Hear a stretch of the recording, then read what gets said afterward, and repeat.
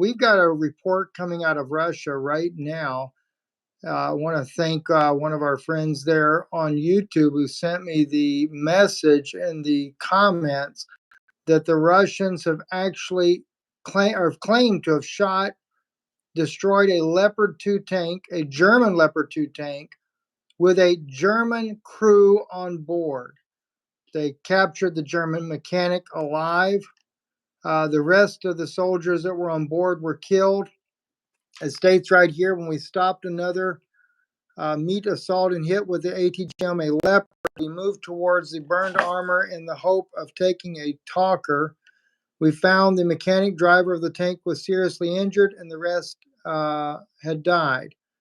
The mechanic, when he woke up and saw us, started shouting, "Night Scheiben, don't shoot," in German. The legend stressed that the mechanic of the damaged tank said several times that he was not a mercenary, but a Bodenwasser. Serviceman. Entire crew is from one company.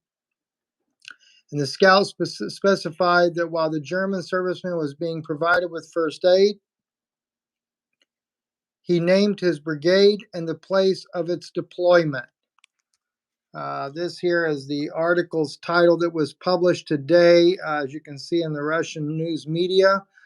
Special military operations in Ukraine. The Russian armed forces destroyed a Leopard tank with crewmen of German servicemen on board.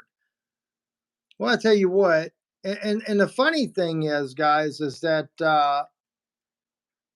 this is exactly what I was told, gosh, what, a year ago when they were talking about putting in those tanks to begin with, both the Abrams and the Leopard 2s, that it would actually be the country of origin. It would be our own people operating those tanks. It would not be, other people involved. It would actually be our own servicemen, just like in the Abrams. I was told by folks in Washington there was no way that they could train the Ukrainian military to be able to run an Abrams properly in a short amount of time, that our own military men would have to actually be on board those tanks there. And now, specifically, I was not told that about the Leopard 2 tank, but it was not surprising to find out, especially when they're talking about using depleted uranium shells in these tanks to strike at Russian targets. And of course, Russia is, in no small terms, has made it very clear what their retaliation would be in the event this type of event were to take place. And now we have exactly that. We have German troops in a German tank in Ukraine, one soldier allegedly captured by Russian forces, the rest of the men on board, all German, fighting in a Ukrainian war. You take that, you couple that with the hits over there on Crimea, the Russian Navy fleet there, the continuing bombardments there. This is going to spiral definitely out of control, and it's going to go global.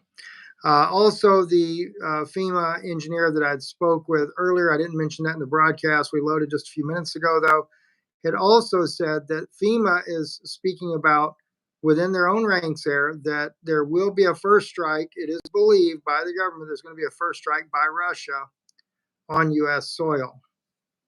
And they're looking at that sometime early next year, from what I understand. I was told a lot of things were going to change here by the end of the year. So we just want to keep you up to date on what's going on. And again, don't forget, over on our Patreon channel, just loaded some disclosures from FEMA there, what they're saying. That's an eye-opener and a shocker. Not something I didn't already know, but a shocker to hear it from them.